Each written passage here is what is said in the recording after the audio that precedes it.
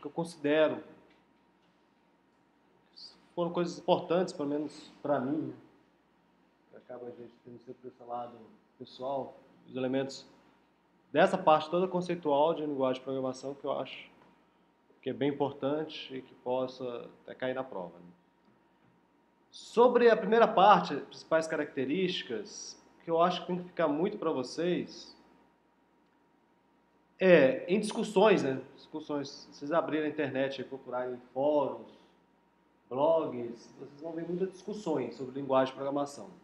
De forma muito parecida com o que ocorre com o futebol ou com o partido político. Só paixões, né? Mas você pode colocar dentro de alguns termos, de algumas características. Por exemplo, se alguém fala que, sei lá, que C é melhor do que Python, ou o inverso, vamos pensar o inverso. O cara fala que Python é melhor do que C. Só essa afirmação adianta de alguma coisa? Python não. Eu posso colocar em termos de algumas características, né? Por exemplo, eu posso falar que o C trabalha diretamente com ponteiros, explicitamente com ponteiros, né? Então, a gente vê o que pode acontecer, às vezes, quando você quer acessar uma área de memória que não tem valor, que não existe um valor.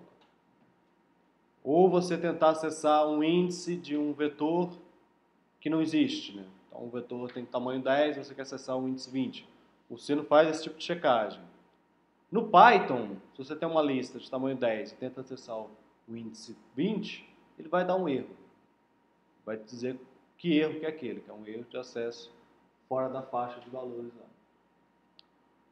Mas, por essa característica, posso dizer, por exemplo, que o Python é mais confiável do que o C?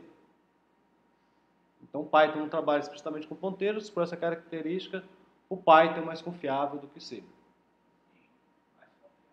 É isso. Mas não tem nada que vocês podem replicar, não? Mas qual outro problema que Python tem com relação à confiabilidade?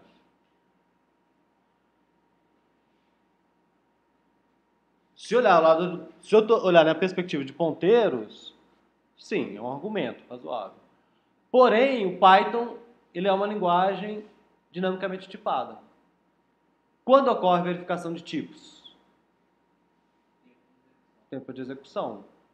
Se você tem um programa de 1000 linhas de código e num dado momento você fez um teste e executou 200 linhas, as outras 800 linhas não teve nenhum tipo de checagem. Checagem de tipos. Teve checagem sintática, né?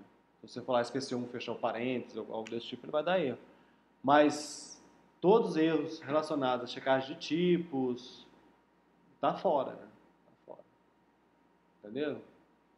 Então, esse é um ponto também desfavorável ao Python com relação ao C. O C é uma linguagem estaticamente tipada. Então, o Python vai lá e fala, por exemplo, você não pode somar uma string e um inteiro. Tem algumas linguagens que até fazem a conversão. No Python não pode, né? Porém, essa tipo de checagem vai ser feita só em tempo de execução.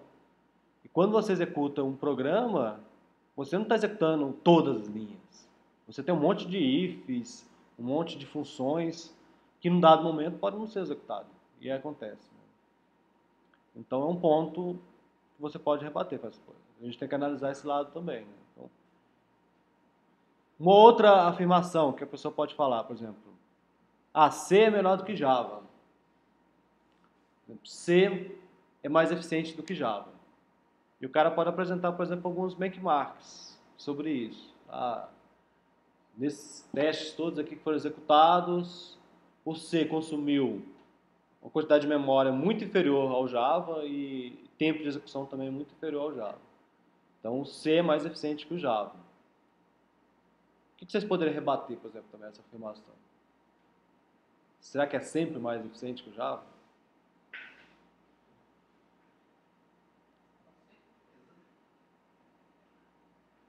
Por exemplo, já ouviram falar em CGI? Common Gate Interface?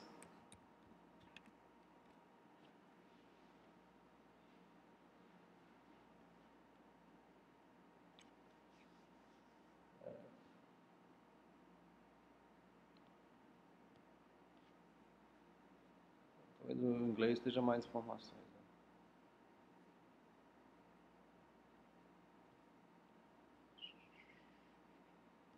O português tem quase nada. Né?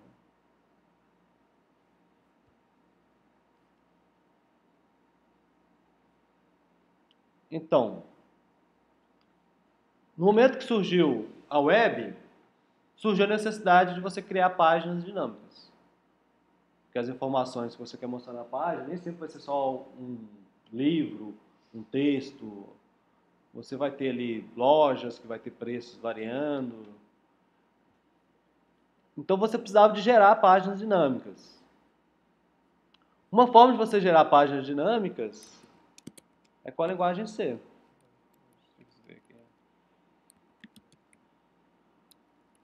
É com a linguagem C. Vamos colocar aqui.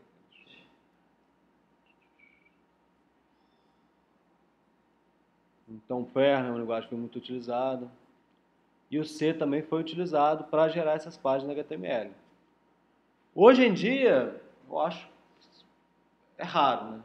É raro você usar o C para gerar página HTML.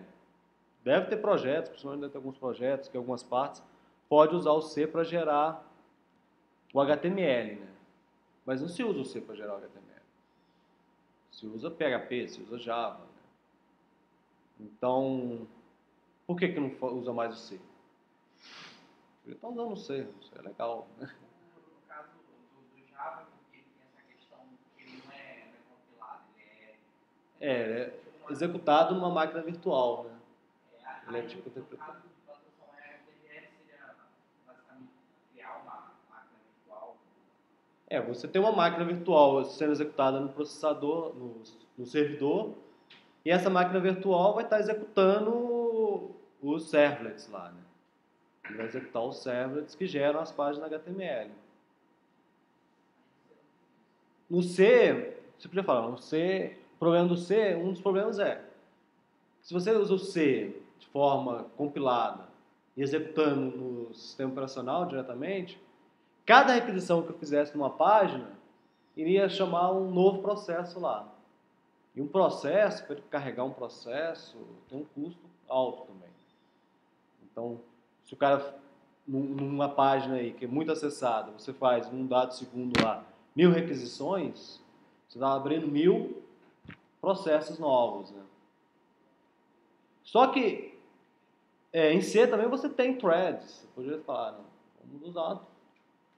Na hora que eu carrego no servidor, eu carrego uma thread, essa thread vai ser responsável por atender as requisições. Mas, no caso da web, vocês veem que o C provavelmente não é mais eficiente que Java. Para esse uso específico, né? Mas você tem que ver que você não foi projetado com esse tipo de... Isso. Mas você estava falando agora há pouco questão de tempo de execução e consumo de memória. Isso.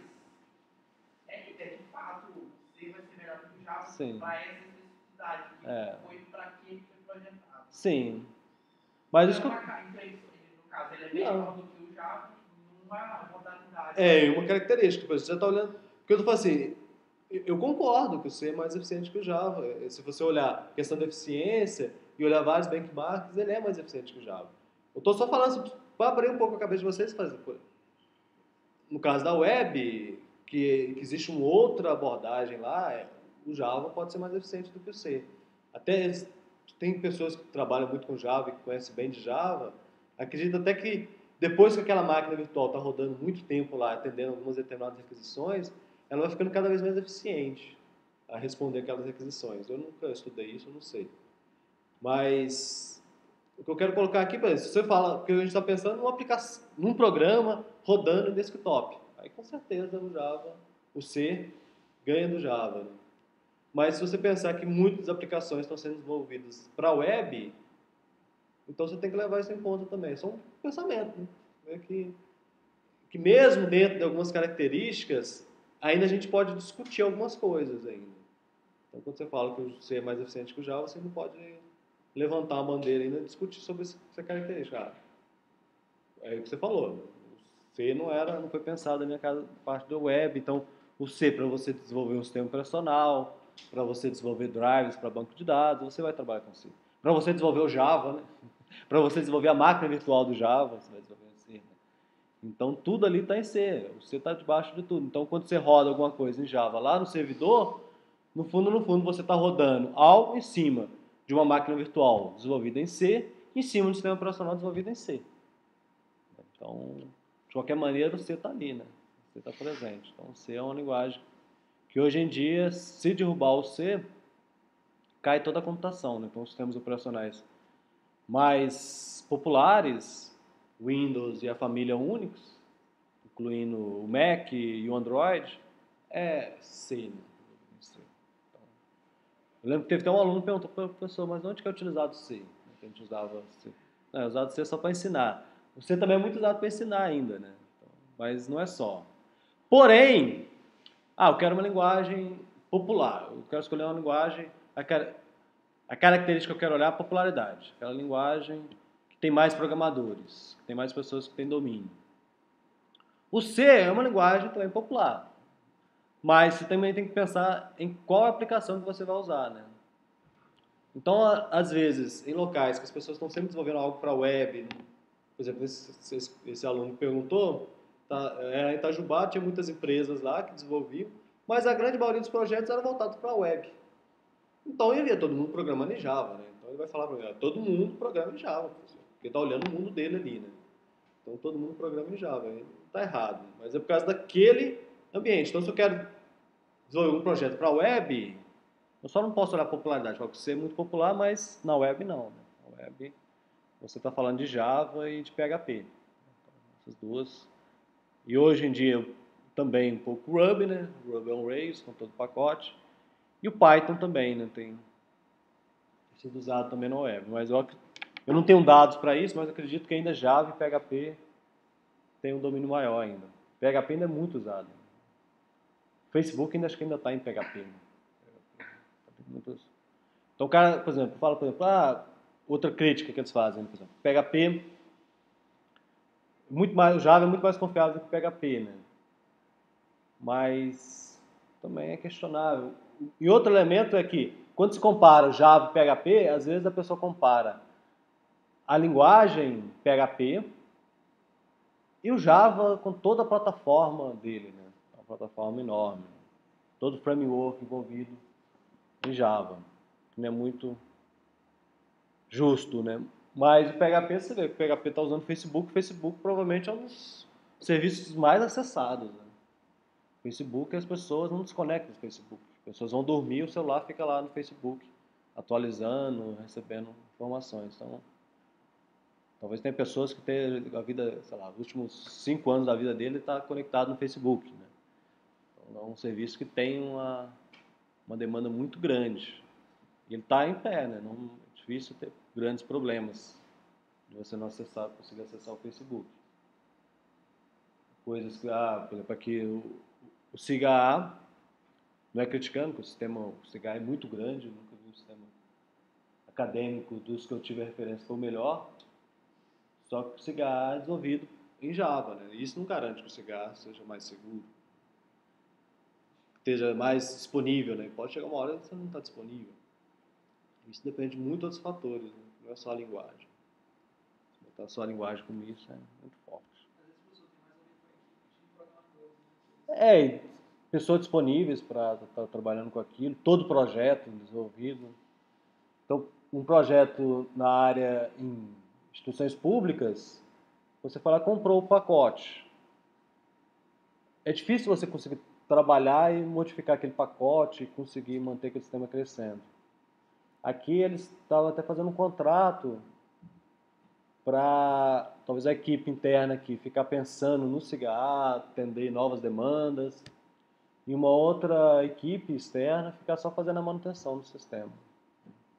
Lá no INPE também, chegou um momento que eles começaram a fazer isso, porque você tinha lá, 5 desenvolvedores lá, analistas lá. Os caras queriam pensar na nova versão da TerraLib, atender as novas demandas. Só que tinha uma TerraLib que estava funcionando, que as pessoas estavam usando, né? E tinha que corrigir os bugs daquela aplicação também. E depois que você coloca aquilo para a comunidade, as pessoas começam a usar, começam a aparecer os erros, né? Começam a aparecer os bugs. São bugs, não são novos recursos, são só os bugs para tirar os bugs. Então você não consegue ter uma equipe para retirar os bugs e ao mesmo tempo pensar numa nova versão que pode mudar totalmente, né? Assim, toda a estrutura por baixo. Aí você tem. Aí manda toda essa questão de controle de versões, manda da política daquela instituição que está disponibilizando aquele sistema. Por exemplo, no INPE, eles disponibilizam muito, eles disponibilizam todo o código, né? Tá o kernel, tá tudo, mas a equipe lá dentro do INPE trabalha no que se fala do kernel, da Terra Livre. Então, as pessoas de fora não conseguem contribuir para o desenvolvimento do kernel. As pessoas externas não conseguem. Isso é uma questão discutida lá também. Mas as pessoas externas não conseguem trabalhar nesse kernel. Esse kernel é responsabilidade do INPE lá. Alguém pode pegar a Terra Livre todinha, a biblioteca deles, modificar o kernel, mas aí é uma versão dele, lá no computador dele, tudo. Ele pode até fazer uma nova Terra Livre e disponibilizar, falar, ó, Terra Livre mais, é minha Terra Livre. Mas ele não vai conseguir jogar a contribuição dele lá dentro do kernel. Ele consegue jogar a contribuição nele nas funcionalidades. Assim. Há um algoritmo para processamento de imagens. Eu fiz um algoritmo lá na minha tese de doutorado, diferente, eu vou colocar como contribuição. Mas o kernel você não consegue modificar. Mas ele é aberto, né? Qualquer um pode baixar e utilizar os códigos sem problema. Então as características, só no momento que se for discutir, começar a tentar colocar em termos mais objetivos. E mesmo assim, tipo, legibilidade, ou capacidade de escrita, legibilidade, não são tão fáceis de analisar. Mas há algum tempo que você pode começar a colocar. Quando você fala legibilidade, você já pode começar a redibilidade. Uma linguagem tipo ADA, você escreve escreve muitas palavras reservadas. Mas alguém pode chegar e achar que o código final é mais fácil de ler do que um código em C. Ainda mais com todas as coisas que você pode fazer em C. Escrever tudo numa linha só e fazer umas coisas muito estranhas. Sobre os paradigmas, o que é importante aqui? Saber que existem paradigmas, é a primeira coisa. Saber que C não é a única linguagem, C e Java não são as únicas linguagens. Talvez as duas e as suas derivadas gerem 90% das aplicações, talvez, mas não é 100%. Né? Existem outras linguagens, existem outras formas de pensar, de desenvolver. Então, esses paradigmas que a gente aprende quando a gente entra numa universidade, basicamente paradigma imperativo, né? Que a gente entra nessa programar através do paradigma imperativo. O paradigma imperativo, o que caracteriza o imperativo? Assim? Fluxo de dados, sequência, variáveis. Variáveis naquele sentido de estados, de mudança de valores. Né? Então, variáveis que vão mudando de valor durante a execução. Então, você pode falar em passo 1, passo 2, passo 3. Por isso que a gente usa a ideia da receita. E a ideia da receita, quando você olha, você vê que ela é imperativa. Né? Bata o ovo, aqueça, sirva para 3 pessoas. Tudo é de modo imperativo. Mas existem os paradigmas declarativos. O paradigma declarativo, né? Os paradigmas, o paradigma funcional e o paradigma lógico. Então, nesses paradigmas, você não tem a variável naquele sentido de uma variável que vai mudando de valor durante a execução do programa. Você tem uma atribuição, né? Então, você não tem algo do tipo...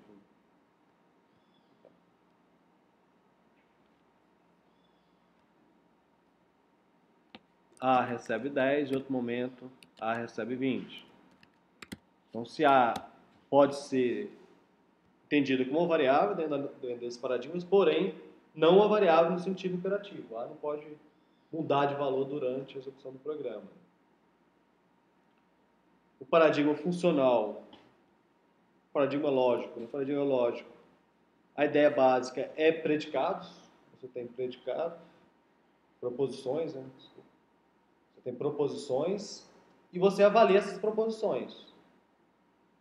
Então você pode falar que um planeta Terra, então você está atribuindo esse predicado planeta para Terra, falando que Terra é um planeta. Depois você pode perguntar se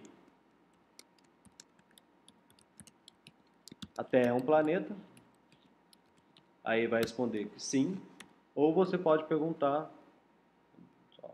não sei se é assim, planeta X, onde X é uma variável, mas o X vai ser substituído aqui pelos valores, o valor que atende, né, por exemplo. Nesse caso, vai dizer que X é Terra, porque o único planeta que eu conheço aqui foi Terra. Está descrito aqui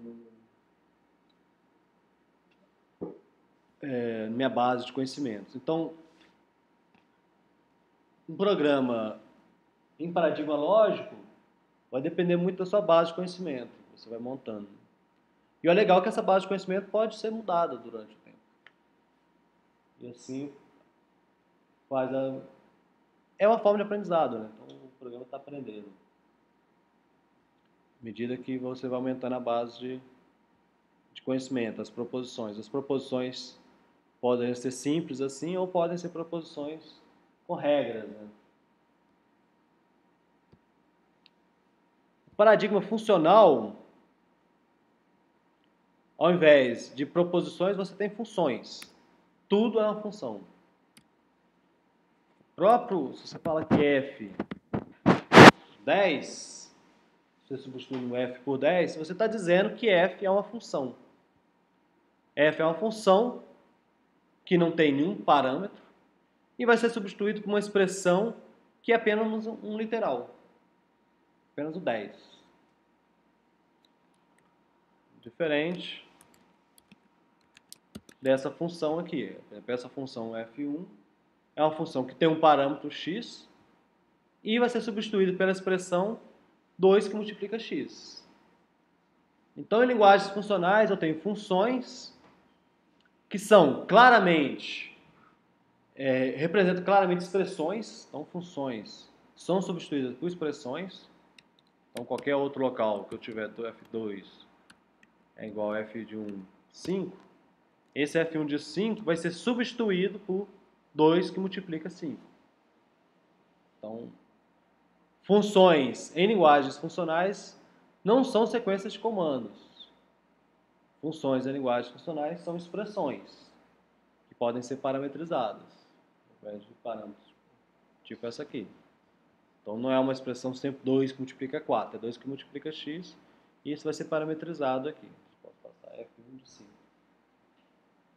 Então as funções não são sequências de comandos, funções são expressões, e as funções, por serem expressões, são livres de efeitos colaterais. Então você não tem modificação de variáveis, você não tem atualização de arquivos, de requisições na web, você não tem efeitos colaterais. Então todas as funções em Haskell, em linguagens funcionais, são funções matemáticas. São funções no sentido matemático. Se você, por um dado valor, você sempre retorna um valor equivalente. Não pode ter para 5 você retornar 10 e outra hora você retornar 15. 5 retornou 10, sempre vai retornar 10.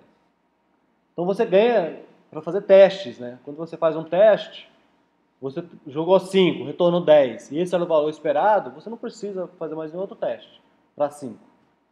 Você tem que fazer teste para outros valores, mas para 5 você não precisa mais. Está garantido que para 5 funciona. Então, funções, linguagem funcional, pode ser entendido como um paradigma onde os programas são composições de funções, porém funções semanticamente mesmo, matemáticas, funções sem efeitos colaterais, com transparência referencial. Então você não tem efeitos colaterais. E esse é um grande problema, né, para linguagens funcionais, né, porque você tem que trabalhar com entradas e saídas. O Luiz Felipe vai dar uma estudada, vai estar estudando lá o Haskell, também vai ter que ter a ideia de ações. Com ações em Haskell ele conseguiu separar coisas que têm efeitos colaterais de coisas que não têm efeitos colaterais. Então, as suas funções, você não pode misturar funções e ações. Você não pode compor algo, uma função e uma ação. As ações têm que estar separadas. Aí ele conseguiu justificar isso matematicamente, né, de forma elegante. Então, é uma linguagem que a gente diz que é uma linguagem puramente funcional. Lisp é funcional, porém, a questão de efeitos colaterais acabou ficando meio misturado na linguagem, assim, para poder usar, né? Então, uma linguagem sem efeito colateral, de nenhuma forma, em nenhum momento, ela não tem utilidade prática, né? Só acadêmica mesmo, de estudo, de validade de algoritmos, de coisas do tipo, mas você não consegue jogar ela no mundo, porque ela não consegue interagir, né? Ela não interage com o usuário, ela não interage com a rede, ela não interage com outros programas, né? Então, ela ficaria uma linguagem fechadinha, lá um programa fechado, que não tem interação, né? Ficaria bem difícil de você utilizar. Só que as linguagens funcionais, mesmo não sendo as linguagens mais utilizadas, os paradigmas mais utilizados, que é o imperativo, ela trouxe também uma característica que acabou sendo incorporada em outras linguagens. Então, como a ideia básica de linguagens funcionais é a função, né, funções podem ser passadas como parâmetros, né? Eu podia ter uma função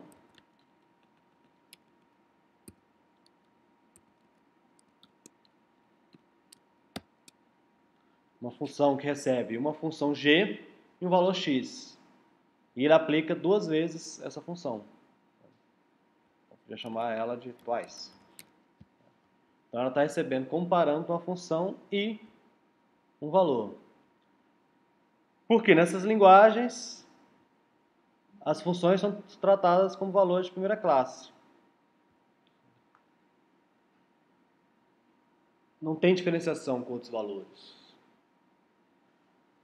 Até porque tudo, até mesmo um x recebe 10 aqui, recebe não, desculpa, né?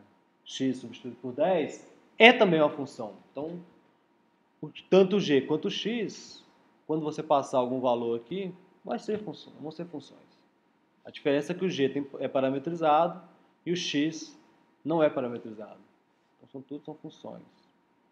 Então, são valores de primeira classe. E isso foi incorporado nas linguagens tipo Python, Ruby, Lua, JavaScript, né? Então, como eu mostrei algumas vezes para vocês, o jQuery utiliza muito a ideia de programação funcional, né? Então, quem desenvolveu a biblioteca jQuery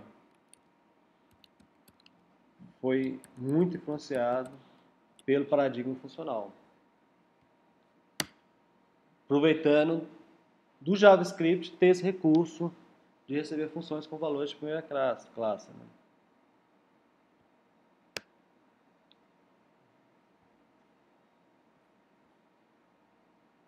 Então, por exemplo, aqui, ó,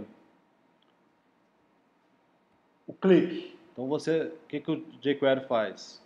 Ele está selecionando todos os elementos que são bottoms, que não está diferenciando aqui. Eu poderia diferenciar com ID ou com uma classe, mas ele está pegando todos que são bottom. Está passando para essa função click do bottom uma outra função. Uma função anônima aqui, que não tem nome. Ela vai até aqui, essa função. Vai até aqui, ó. Essa função. Essa função, por sua vez, ela está pegando todos os parágrafos e chamando um método chamado hide. Uma função, né? Uma função. Esse método hide, essa função hide, está recebendo dois parâmetros. Um parâmetro que diz qual que vai ser a velocidade de ocultação desse cara, se ele vai dar aquele efeito de sumindo devagar, né? Então usando slow. E também uma função que vai executar um alert lá. Acho que o alert vai abrir aquela caixinha de texto, o parágrafo, o alert ele chama embaixo, né? No console, não, nem lembro. Imprimindo também essa mensagem. O parágrafo está sendo ocultado agora. Então, estou passando em 2 pontos aqui, está sendo passado funções como parâmetros para outras funções. Porque as funções são valores de primeira classe. Então, esse código aqui, um código JavaScript, nada mais que um código JavaScript. A única coisa que ele está usando aqui é métodos do jQuery. Então, esse método click, ou essa função click, é uma função de um objeto jQuery. Quando ele faz isso aqui, ele retorna um objeto jQuery. Quando ele faz isso aqui também, ele retorna um objeto jQuery. Então, esse cara aqui foi implementado lá dentro de jQuery. Mas é só JavaScript. Mas é o uso aí muito claro da...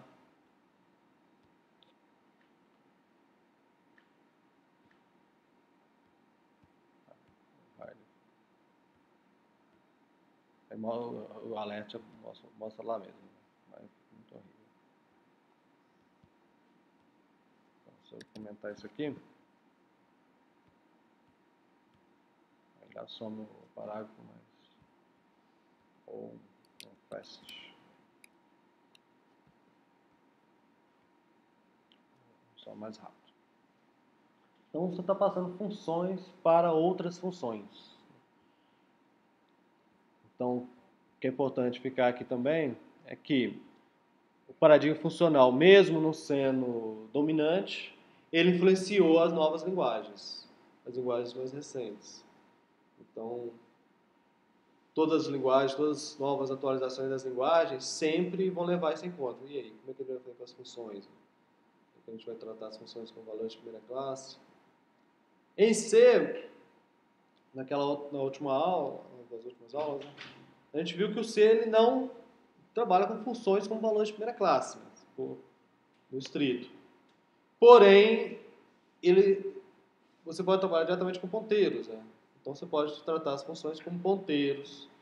E como ponteiros são valores de primeira classe. Então, funções podem receber ponteiros para outras funções. E isso permite você generalizar. Então, sem esse recurso de funções que recebem funções com valor de primeira classe, fica muito difícil você generalizar. Então, por exemplo, essa função QSort do C, os parâmetros dela a base seria o vetor, o ponteiro para o vetor que você quer ordenar. O size T_num seria a quantidade de elementos que está nesse vetor que você quer ordenar. Então, se tem um vetor lá de 100 elementos, você vai ter que passar 100 aqui. Esse outro size, o tamanho dos objetos que você quer ordenar. Se você tem um vetor de inteiros, então você vai ordenar 4 bytes ali. Se você tem um vetor de double, vai se tornar 8 bytes. Se você tem um vetor de alunos, que tem um monte de atributos, talvez você vai ter que passar aqui, sei lá, 50 bytes, dependendo daquela estrutura que você está trabalhando. Só que quando você passa uma estrutura tipo aluno, você vai comparar com o quê? Com o nome, com a matrícula, né? Então você precisa passar uma função que diga como que você vai comparar aquela tua estrutura. Então você tem que passar essa função como ponteiro. Então compare é um ponteiro que recebe também 2 voids para comparar. Porque também esses caras vão ter tudo trabalhado como void. Então você pode chegar aqui e comparar essas variáveis aqui. Aqui quase um inteiro, né? Mas se esse cara aqui fosse uma matrícula, por exemplo, desculpa, se aqui fosse um aluno, o que vai mudar aqui? Você podia estar comparando a seta, a matrícula que vai ser um inteiro, né? Algo parecido com isso aqui. B seta matrícula. Então você estaria comparando quem? A matrícula. Então você está dizendo o que você vai comparar. Então assim você consegue generalizar. Estaria generalizando em seu comportamento. Teria que fazer agora o restante com os outros. Ou, para ser mais simples, eu poderia fazer simplesmente return.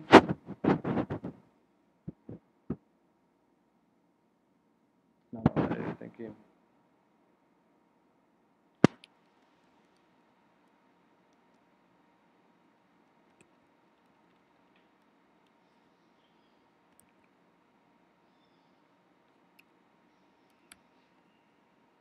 Return 0? Acho que aqui já daria.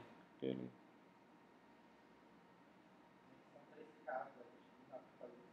Que aí ele vai ser... Ah, não. Usar o próprio... Aí você precisa usar o compare, né, dele. std.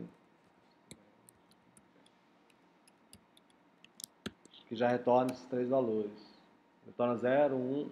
Se for igual, retorna 0. Se for maior, retorna 1. Se for menor, retorna menos 1. std, acho que é std CMP.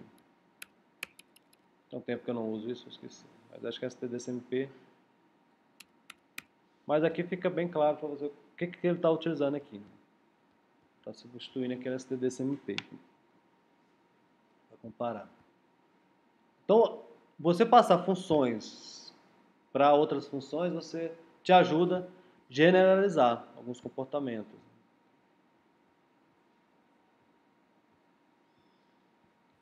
Então, por isso que tratar funções como valores de primeira classe é importante nas linguagens. Sobre valores e tipos de dados. O que eu acho que é importante aqui é aquela visão que você pode começar a olhar para o struct.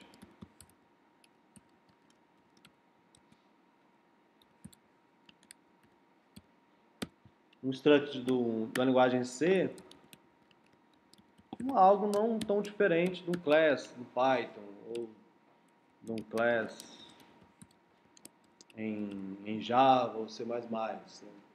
Na verdade, ambos estão tratando com um tipo de dado composto que são, que a gente pode denominar de produtos cartesianos. Onde, em um dado momento, você tem todos os valores, x e y. Você tem esses dois valores ao mesmo tempo aqui, nesse caso.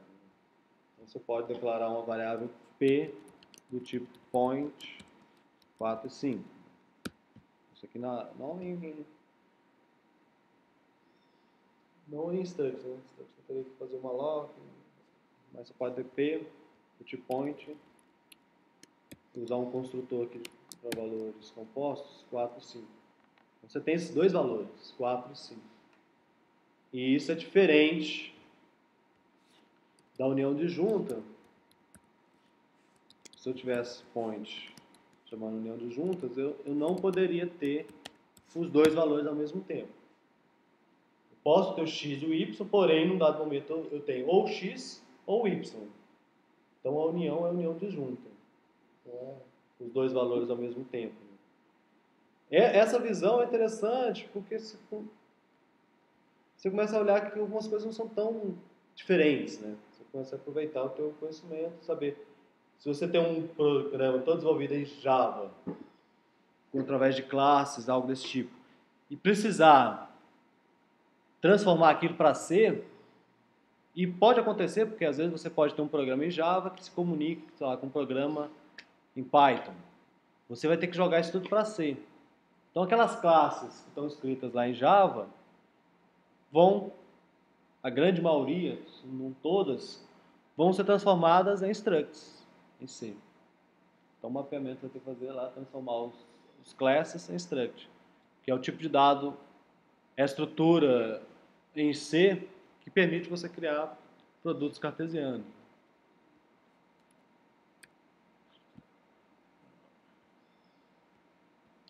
Sobre comandos, expressões.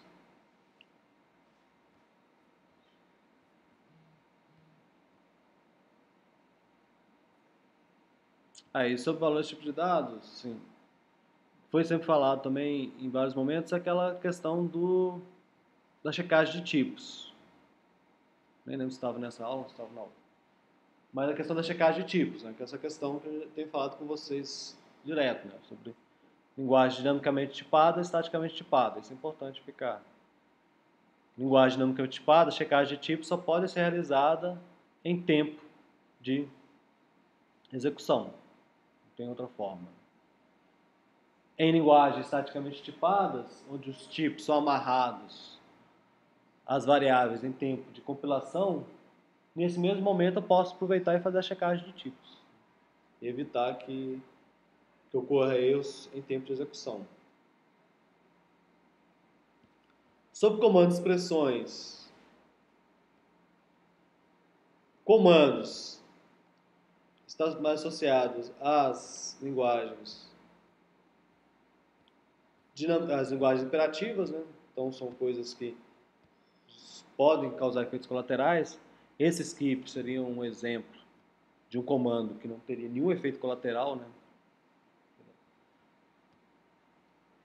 Mas em geral são coisas que têm efeitos colaterais.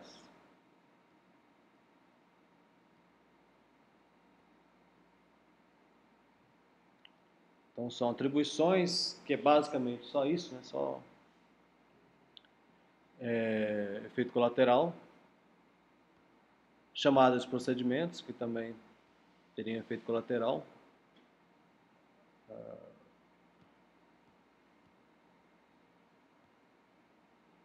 Então as linguagens permitem você compor comandos, basicamente. Então o que você está aprendendo em fundamentos de computação, que a gente aprende em fundamentos de computação, aprende nas disciplinas introdutórias de programação, é como compor os comandos. Então nas primeiras aulas a gente fala só sobre atribuição e que você pode compor as atribuições de forma sequencial. Só. Então com isso já dá para fazer um monte de programinhas. O aluno começa a habituar com essa forma de pegar um valor, jogar para dentro de uma variável, ler aquele valor, fazer uma outra modificação, uma nova atualização, salvar em outra variável. Só que chega um momento que você quer fazer essas atribuições de forma seletiva. Você não quer executar todas as atribuições. Se você tem lá 100 linhas de código, não significa que você vai executar as 100 linhas de código. Algumas atribuições não vão ser executadas. Para isso, a gente utiliza os comandos condicionais.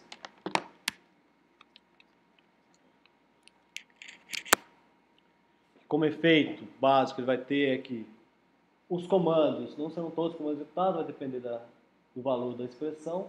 Se o valor da expressão é verdadeiro, o comando que está aqui é executado, se não, é executado o comando que está em else. Em linguagens imperativas, a utilização de loops são interessantes também, que a gente pode fazer atribuições de variáveis. Então, você dentro desses loops, você pode fazer várias atribuições. Você pode atribuir, fazer um monte de comandos até uma dada expressão, enquanto algo for verdadeiro. Ou você pode usar algo onde a contagem é definida, né? Seria um for. Vou executar 3 vezes.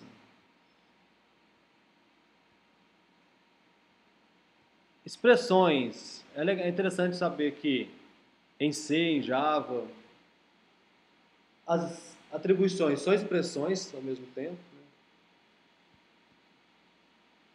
Então em Java, quando você fala que A recebe 10, essa atribuição ela é ao mesmo tempo uma expressão.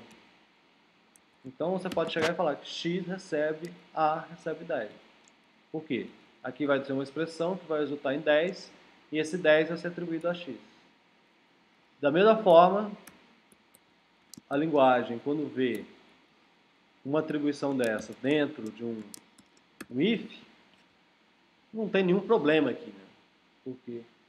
Isso aqui é uma expressão, isso não é só uma atribuição. Se as atribuições não fossem expressões, o C poderia reclamar aqui. Então, depois o chefe fala, eu espero uma expressão, você colocou aí uma atribuição. Mas atribuições em C também são expressões. Então, ele não pode fazer nada com relação a isso. Né?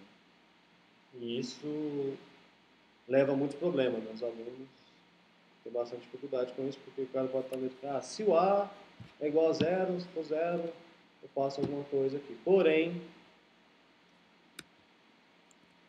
o que está acontecendo aqui não é verificando se A é igual a zero. Ele está jogando o valor de zero para A. E, então, A recebendo 10 aqui, ele vai ser verdadeiro também. Vai ser falso, né? De qualquer maneira.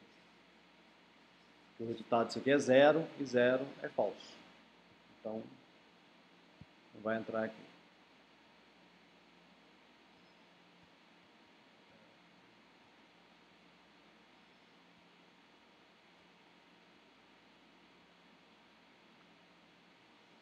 Sobre variáveis.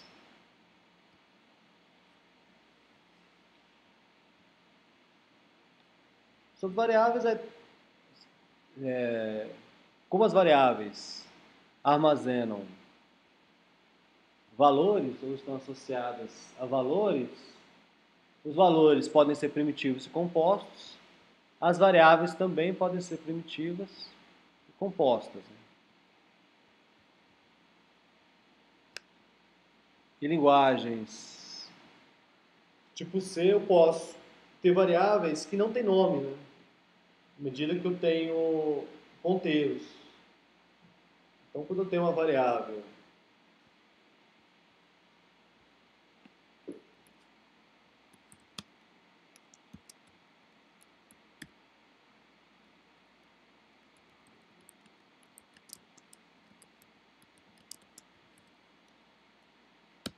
então, aqui nesse momento aqui, depois desse malloc, eu tenho duas variáveis aqui. Eu tenho a variável P e tem essa variável que foi alocada aqui.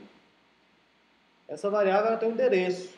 Eu consigo acessar o valor dessa variável, eu consigo atribuir valor para essa variável. Porém, eu não consigo ter um nome, identificador, referenciar essa variável através do identificador. Se eu perco esse endereço, acabou. Eu perdi a referência para essa variável, porém ela continua na memória. A função malloc, pessoal, ela retorna que tipo de dado? Você sabe? Ponteiro para void, né? Então, a malloc já é uma função genérica. Se for analisar, a malloc já é uma função genérica. Ela não aloca a memória numa variável do tipo ponteiro para inteiro. Ela não aloca uma variável do tipo inteiro para chave. Ela aloca a variável ponteiro para void. Então, ela é genérica.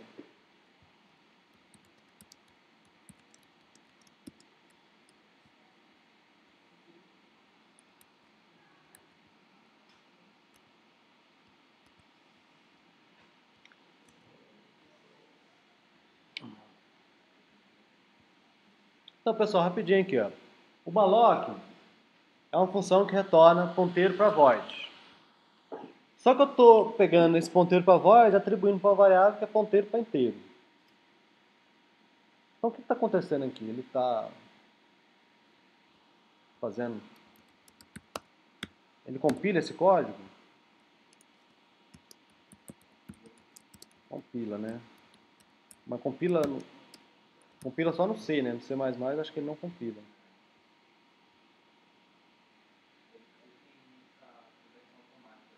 Isso. Que depois a gente não falou muito da parte de polimorfismo, para a gente destacar isso, mas é o que eles chamam de coerção, né? É uma conversão automática, não te pergunta nada. Então o C tem mais conversões automáticas. Então, quando eu compilo esse código, tem que ficar claro que ele está fazendo uma coerção ali, uma conversão automática, desse ponteiro de void para ponteiro de inteiro.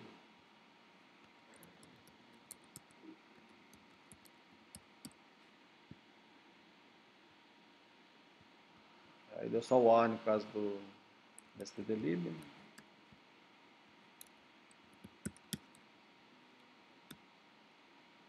Então ele não reclama nada. Porém, se eu tentar compilar esse código com C++, ele já reclama. Então eu estou associando uma variável do tipo ponteiro para void com uma variável do tipo ponteiro para inteiro. Ele já reclama disso. Então observe que a linguagem C e C++ tem algumas questões que elas tratam de forma diferente. Então o C++ ele faz mais correções. O C faz mais conversões. O C++ ele prefere que as coisas sejam um pouco mais explícitas, né? Então eu tenho que chegar e colocar aqui ponteiro para inteiro. Então o bom desse código aqui é que ele compila tanto em C quanto em C++. Então aqui ele vai falar que ao invés de você ficar usando printf, você usa lá o cout, cin, mas ele compila isso aqui. Não tem nenhum problema aqui. Então ele faz essa... Você tem que deixar bem explícito essa conversão aqui.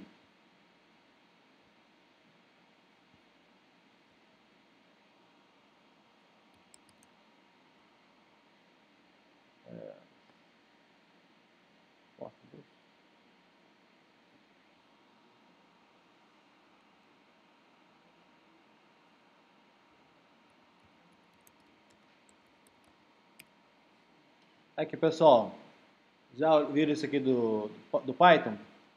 O Python você usa o import para importar a biblioteca. Esse import this, aí ao invés de ele importar uma biblioteca, não usa uma biblioteca this, é algo oculto aí, né? Um ovo de Páscoa, né? Que eles falam. Mas isso aqui é a filosofia do Python, né? Por exemplo, o Python. Bonito é melhor do que feio, né? Então ele acredita que os códigos escritos em Python são mais bonitos do que os códigos escritos, por exemplo, em C. Explícito é melhor do que implícito, né? Então o Python ele segue essa filosofia de fazer uma quantidade menor de correções. O C faz muitas correções. O C++ já utiliza menos correções. O Java utiliza menos correções. O Python também utiliza menos correções. O JavaScript, meio similar ao C, faz muitas correções. O JavaScript, se você somar qualquer coisa lá, ele tá nem aí. Para ele tá de boa.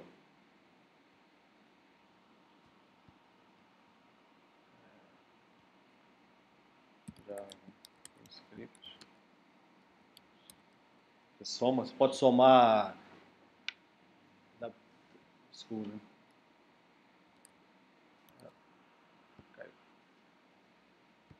Você pode somar string, valor lógico, você pode somar qualquer coisa.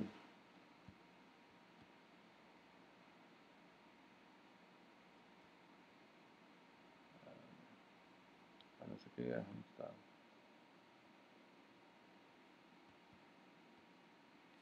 Acho que eu posso botar aqui. 10 mais true.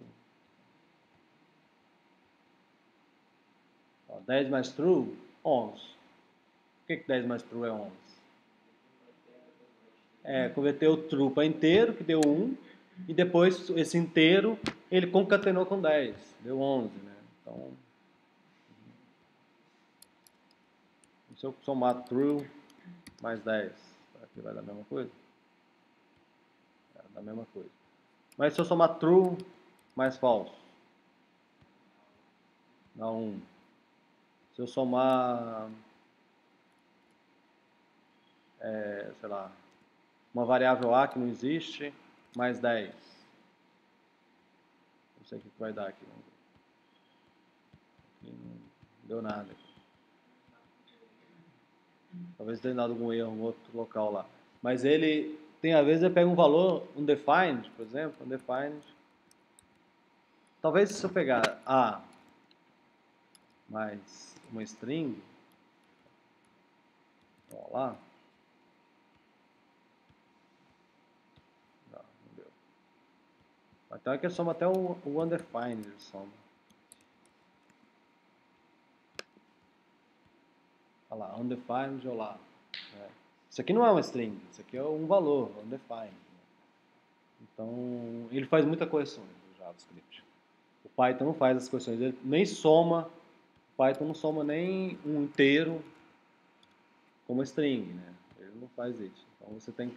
você quer converter o inteiro, concatenar o inteiro em uma string? Você vai lá e fala, converte o inteiro para string. Deixar mais claro, né? Então, isso aqui faz parte lá do projeto, né? No projeto da linguagem, o cara já começou a ter isso como um princípio aí que ele seguiu, né? Aí tem outras coisas. Simples é melhor do que complexo, né? Menos é mais.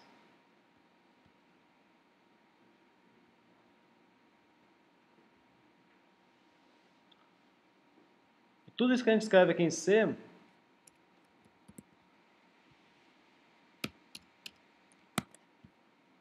por exemplo, esse código aqui, ele compila em C, se não me engano. Só chega.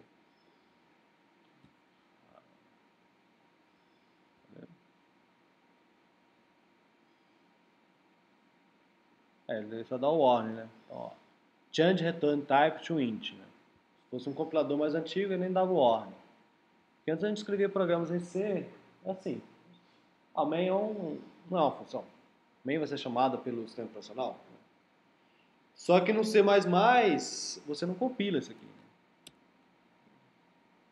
Ele já não compila, dá erro, né? Main must return to int. Aqui ele vai, uma notinha, muda, retorno para inteiro, né? Porque quando você escreve isso aqui como inteiro, você tem a garantia que esse cara vai funcionar tanto no C quanto no C++. Né? E esse return aqui é útil para o sistema operacional, sim. Né? Quando ele chega aqui no final e retorna alguma coisa, ele sabe que daqui para cima tudo funcionou bem. Não teve nenhum erro. Se deu algum erro aqui, eu tentei acessar uma área de memória aqui,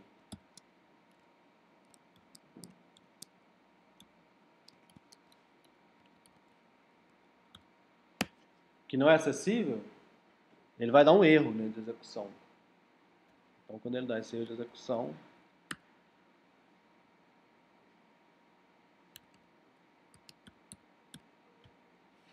só ver isso aqui. Mas nesse caso aqui não deu erro. Ele funciona. Eu salvei aqui. Oi? Não, agora não apareceu mais não. É por causa da falta de checagem, né? Então, às vezes ele consegue jogar valores. Na última vez não deu mais não.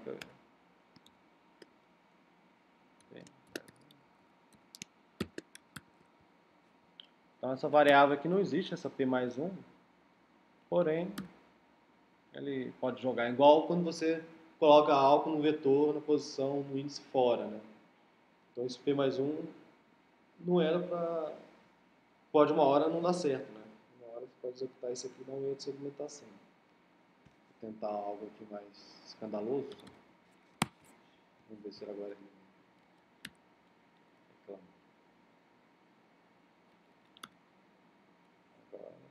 Não, ele atribuiu, mesma coisa. Né? Só que aqui eu não peguei o 100. Né? Pegou 100.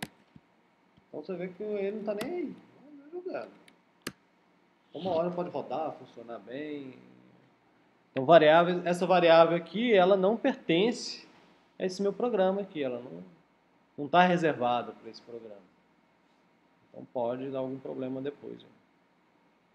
Então o C, ele faz mais conversões, fazendo a número de atribuição de variáveis. Acho que basicamente o mais importante seria. Eu vou passar para vocês, eu estou devendo, eu vou separar umas questões do livro, do Flávio Varejão.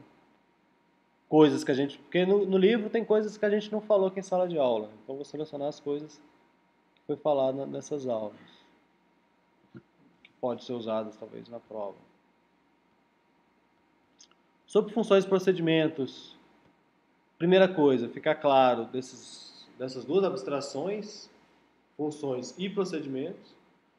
Então, funções seria uma generalização de uma expressão e procedimentos, uma sequência de comandos. Em C,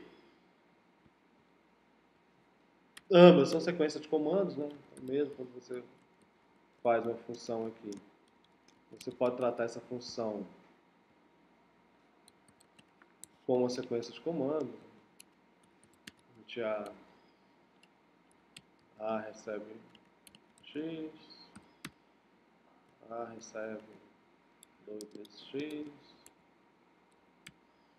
vou fazer várias atribuições aqui, depois retornar esse valor. Ou você pode, só que, por exemplo, mesmo aqui, só uma sequência de comandos, mas ela não tem efeito colateral. Então eu escrevi isso aqui que eu quis, né?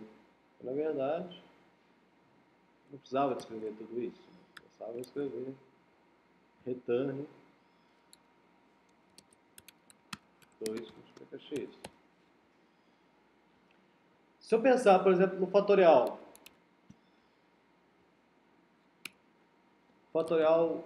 iterativo, int f aqui, chamar a expressão fat. Então, o fatorial de um n aqui qualquer, vou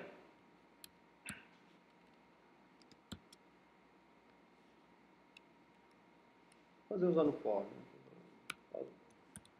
Subtraindo, vai ficar mais possível. For e menor do que 1.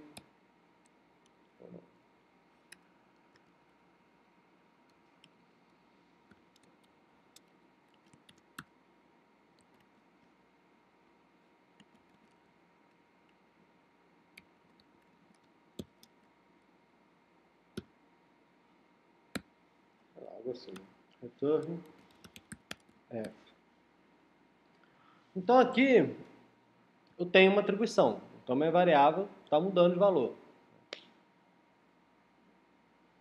Eu não tenho um efeito colateral de mudar uma variável fora, né? Mas eu tenho um efeito colateral de mudar uma variável interna aqui, uma atribuição de uma variável.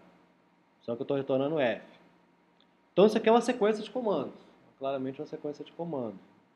Então quando eu trabalho de forma iterativa aqui, eu vou estar sempre precisando de fazer uma sequência de comandos, fazendo atribuições. Porém, em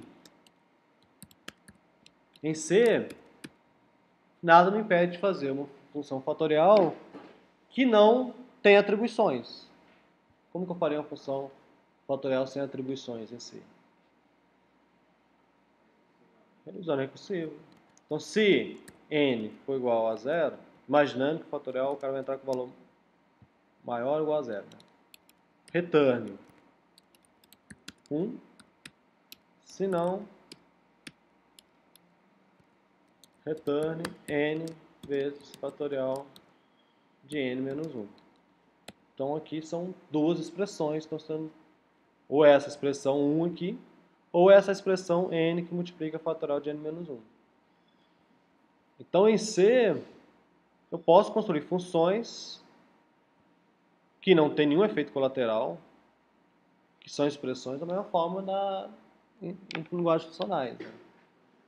Por isso que os caras falam, pô, que é híbrido, né? Então muitos paradigmas falam que é híbrido.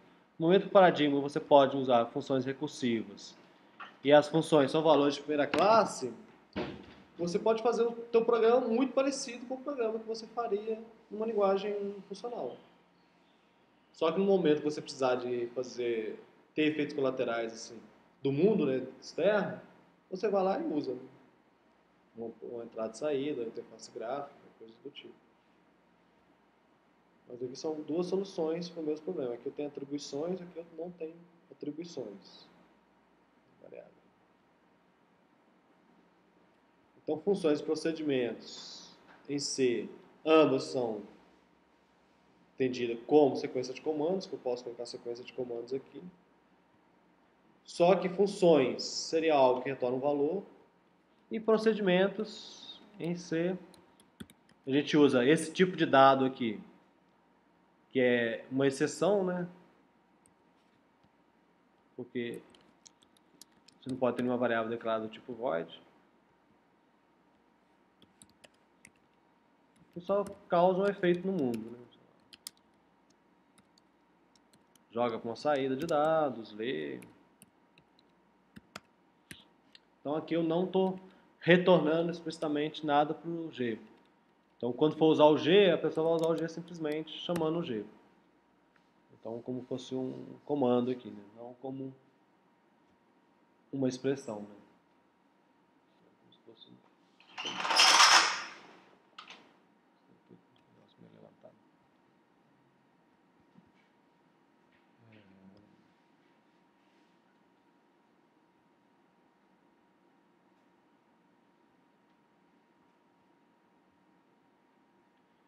E finaliza com amarrações, né? Amarrações é esse ato de você associar um identificador a elementos da linguagem. Sejam variáveis, sejam tipos. Então você pode definir novos tipos de dados, definir variáveis,